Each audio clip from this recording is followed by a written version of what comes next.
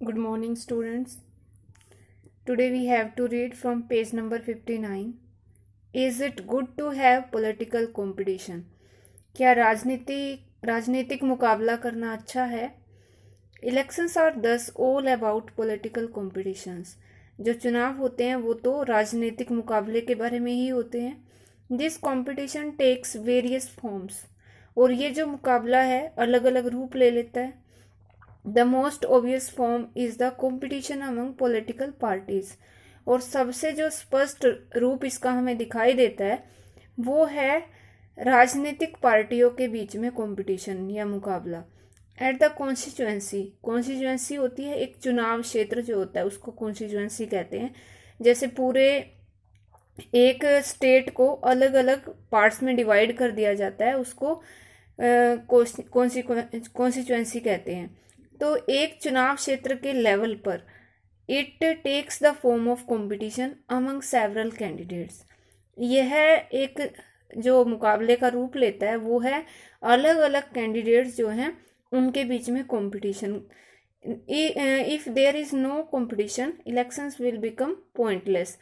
और अगर कंपटीशन नहीं होगा तो जो इलेक्शंस होंगे चुनाव होंगे वो भी पॉइंटलेस होंगे. पॉइंटलेस मीन्स कोई उनका अर्थ नहीं होगा. But is good to have political competition. पर क्या ये सही है राजनीतिक मुकाबला? Clearly an electoral competition has many demerits. There will be a very important question from here. Demerits of electoral competition यानी कि जो ये चुनावी मुकाबला है उसकी कमियां क्या है. यहाँ से आपका एक बहुत ही इम्पोर्टेंट क्वेश्चन बनेगा. इस स्पष्ट रूप से जो कंपटीशन होता है उसमें बहुत सारी कमियां होती हैं. It creates a sense of disunity. तो इसकी फर्स्ट जो डीमेरिट है वो क्या है? ये डिसयूनिटी यानी कि एकता को ख़त्म कर देता है. एंड फैक्शनलिज्म होता है जैसे आपस में डिवाइड कर देना, बांट देना. प्रत्येक लोकेलिटी को, प्रत्येक मोहल्ले को आपस में बांट देता है. जैसे कोई किसी के फेवर में होता है वोट डालने के लिए तो कुछ लोग दूसरे किसी और के फेवर में होते हैं. You would have heard of people complaining of party politics in your locality. आपने लोगों को पार्टी पॉलिटिक्स के बारे में यानी कि राजनीति, दलगत राजनीति के बारे में शिकायत करते हुए सुना होगा अपनी लोकेलिटी में. Different political parties and leaders often level allegations against one another. ये सेकंड डिमेरिट होगी कि जो अलग अलग राजनीतिक पार्टियां होती हैं वो एक दूसरे पर, या जो नेता होते हैं वो एक दूसरे पर एलिगेशन लगाते हैं, आरोप लगाते हैं. Parties and candidates often use dirty tricks to win elections. और इलेक्शन जीतने के लिए जो ये विभिन्न दल हैं या उम्मीदवार हैं वो डर्टी ट्रिक्स यानी कि एक दूसरे से गंदे आरोप एक दूसरे पे लगाते हैं. Some people say that this pressure to win electoral fights does not allow sensible long term policies to be formulated. तो हम ये कह सकते हैं कि कुछ लोग ये मानते हैं कि जो प्रेशर है, दबाव है, प्रेशर में क्या है? To win electoral fights. ये चुनावी लड़ाई को जीतने का जो दबाव है वो एक लंबे समय तक जो पॉलिसीज बनाई जाती हैं उसको अलाउ नहीं करता. Some good people who may wish to serve the country यानी कि कुछ ऐसे लोग भी हो सकते हैं जो हो सकता है कि वो सेवा करना चाहते हो कंट्री की. Do not enter this arena. तो वो इस एरेना में या इस मुकाबले में एंटर नहीं करते. They do not like the idea of being dragged into unhealthy competition. Unhealthy मतलब जो भी ये बेकार मुकाबला होता है तो इसमें वो पसंद नहीं करते अपने आप को खींचा जाना. Our constitution makers were aware of these problems. जो हमारे संविधान निर्माता थे वो भी इन समस्याओं से अवेयर थे, जानते थे इनको. Yet they opted for free competition. फिर भी उन्होंने ऑप्टेड मीन्स चूज किया, सिलेक्ट किया फ्री कंपटीशन को यानी कि स्वतंत्र मुकाबले को उन्होंने चुना. In elections as the way to select our future leaders. अपने भविष्य के नेताओं को चुनने के लिए इस तरीके को ही उन्होंने चुना. दे डिड सो उन्होंने ऐसा किया because this system works better in the long term run, in the long run. तो जो ये सिस्टम है ये उन्होंने इसलिए चुना क्योंकि ये ज़्यादा लंबे समय तक बेटर तरीके से काम करता है।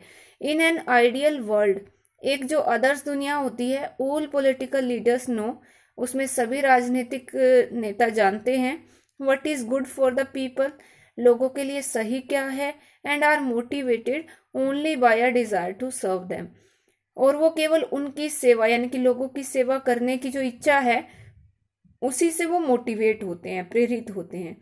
Political competition is not necessary in such an ideal world, और अगर ये आदर्श दुनिया सही है, ऐसी है, तो वहाँ इस कंपटीशन की आवश्यकता नहीं होती। But that is not what happens in real life, पर जो असली जीवन है उसमें ऐसा नहीं होता। Political leaders all over the world like all other professionals, पूरी दुनिया के जो नेता हैं, राजनीतिक नेता, दूसरे प्रोफेशनल्स की तरह, प्रोफेशनल होते हैं जो व्यवसायी हैं, जो अपने व्यवसाय को ज़्यादा इंपॉर्टेंस देते हैं, are motivated by a desire to advance their political career, वो भी दूसरे प्रोफेशनल्स की तरह उनकी जो इच्छा है उसको, उससे वो मोटिवेट होते हैं। और इच्छा क्या होती है? अपने राजनीतिक करियर को आगे बढ़ाने की। They want to remain in power और गेट पावर, वो सत्ता प्राप्त करना चाहते हैं और सत्ता में रहना चाहते हैं, एंड पोजीशंस फॉर देमसेल्व्स, और अपने लिए वो पोजीशंस यानी कि पद चाहते हैं। दे मे विश टू सर्व, और हो सकता है कि वो सर्व भी यानी कि सेवा भी करना चाहे लोगों की, the people as well, but it is risky to depend entirely on their sense of duty, पर ये रिस्की है, थोड़ा जोखिम भरा है, और ये उनकी जो कर्तव्य की भावना है पूरी तरह से उस पर डिपेंड करता है।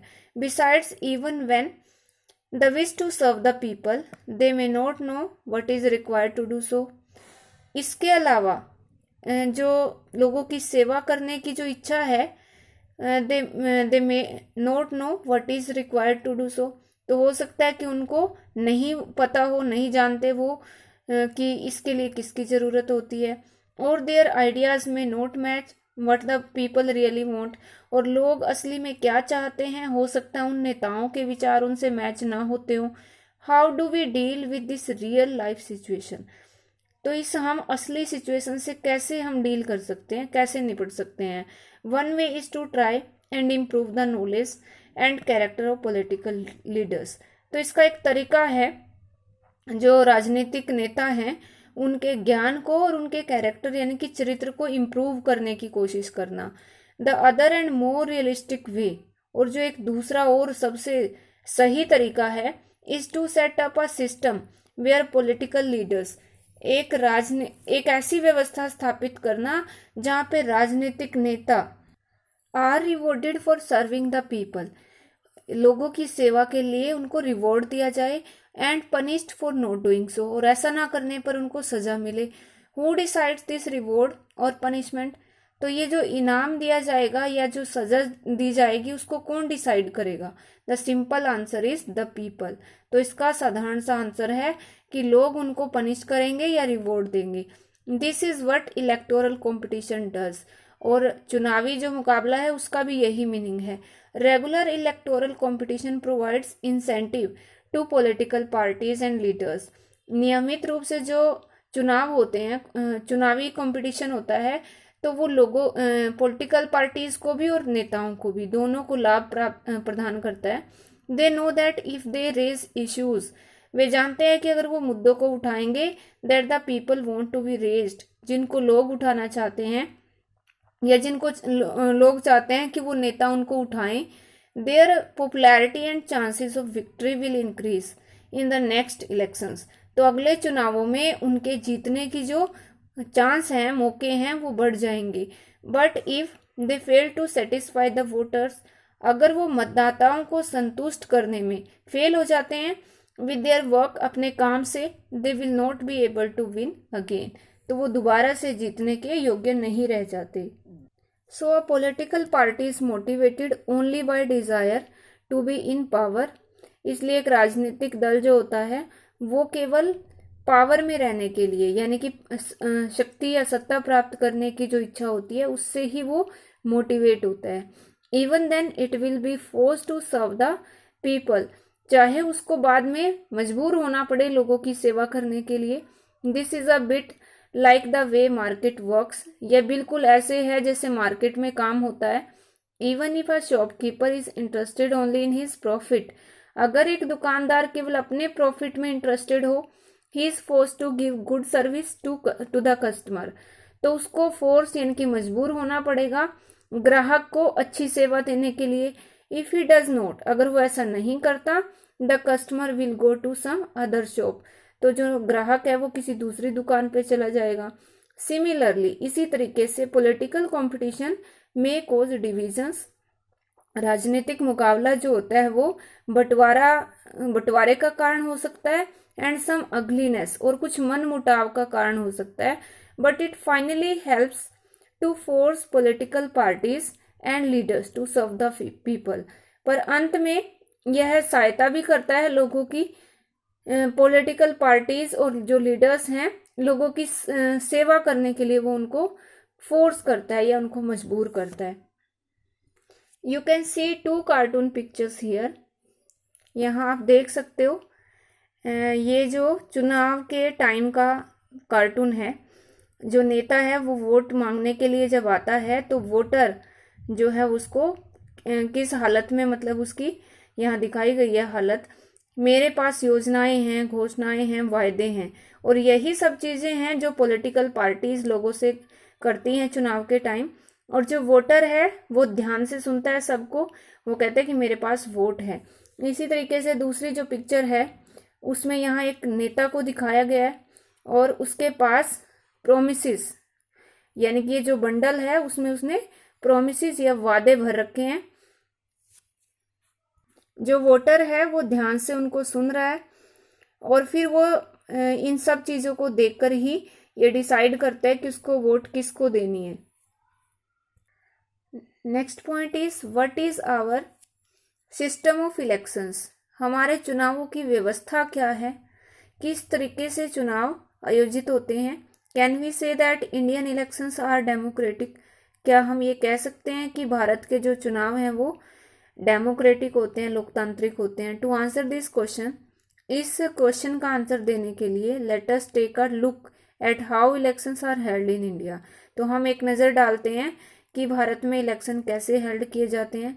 Lok Sabha and Vidhan Sabha elections, Lok Sabha election means general election जो पूरे इंडिया में एक ही टाइम में होते हैं, एक ही मंथ में, जैसे अलग अलग चरणों में हो सकते हैं पर वो एक ही टाइम होते हैं।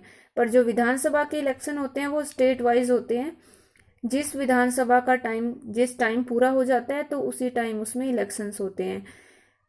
Are held regularly after every 5 years, ये नियमित रूप से 5 साल के बाद हेल्ड किए जाते हैं। After 5 years the term of all the elected representatives comes to an end, और 5 साल के बाद टर्म होता है टाइम, समय, चुने हुए प्रतिनिधियों का जो समय होता है वो खत्म हो जाता है। द लोकसभा और विधानसभा स्टैंड्स डिसोल्ड, डिसोल्ड मीन्स उनको भंग करना, तो लोकसभा और विधानसभा को भंग कर दिया जाता है। Elections are held in all constituencies at the same time, और सभी चुनाव क्षेत्रों में एक ही समय में चुनाव होते हैं, either on the same day या तो फिर वो एक ही दिन और with in a few days या कुछ दिनों के अंदर। This is called a general election, इसको आम चुनाव कहते हैं। Sometimes election is held only for one constituencies, कई बार क्या होता है कि सिर्फ एक किसी क्षेत्र में या एरिया में चुनाव होता है। टू फिल द वैकेंसी, किसी रिक्त सीट के लिए, जो खाली पड़ी सीट हो उसको भरने के लिए, कोज्ड बाय डेथ और रेजिग्नेशन ऑफ अ मेंबर, और इसका क्या कारण होता है कि जो वहां पे व्यक्ति चुना गया था या तो उसकी डेथ हो चुकी है या फिर उसने त्याग पत्र दे दिया। This is called a by election, इसको बाय इलेक्शन कहा जाता है। फॉर एग्जाम्पल, जैसे हरियाणा में अब एक बाय इलेक्शन होने वाला है बड़ौदा में, तो ये उपचुनाव या फिर बाय इलेक्शन इसको कहा जाता है। In this chapter we will focus on general elections, और इस चैप्टर में हम आम चुनावों की बात करेंगे। इलेक्टोरल कॉन्स्टिट्यूएंसीज, जो चुनावी क्षेत्र होते हैं, चुनाव क्षेत्र, वो क्या होते हैं? You read about the people of Haryana elected 90 MLAs। आपने पढ़ा है कि हरियाणा के लोगों ने 90 MLAs को चुना। You may have wondered how they did that. आप हैरान हो रहे होंगे कि उन्होंने ये कैसे किया कि इतने सारे MLAs को सिलेक्ट किया। Did every person in Haryana vote for all the 90 MLAs। क्या हरियाणा के हर एक व्यक्ति ने इन 90 MLAs के लिए वोट डाला? You perhaps know that this is not the case. शायद ये आप जानते हैं कि ऐसा नहीं होता। इन आवर कंट्री, हमारे देश में, we follow an area based system of representation. हम अपने देश में सिर्फ उसी एरिया को फॉलो करते हैं जो रिप्रेजेंटेशन के का सिस्टम होता है, यानी कि जहां हमें हमारा जो चुनावी एरिया है हम सिर्फ वहीं पे वोट डालते हैं। The country is divided into different areas for purposes of elections. चुनावों के उद्देश्य से हमारे देश को अलग अलग एरियाज में बांटा जाता है। These areas are called electoral constituencies, और इन एरियाज को ही चुनावी कॉन्स्टिट्यूएंसीज या चुनाव क्षेत्र कहा जाता है। The voters who live in an area elect one representative, और जो मतदाता जिस एरिया में रहता है वो एक उसी एरिया के एक रिप्रेजेंटेटिव को या प्रतिनिधि को इलेक्ट करता है या चुनता है।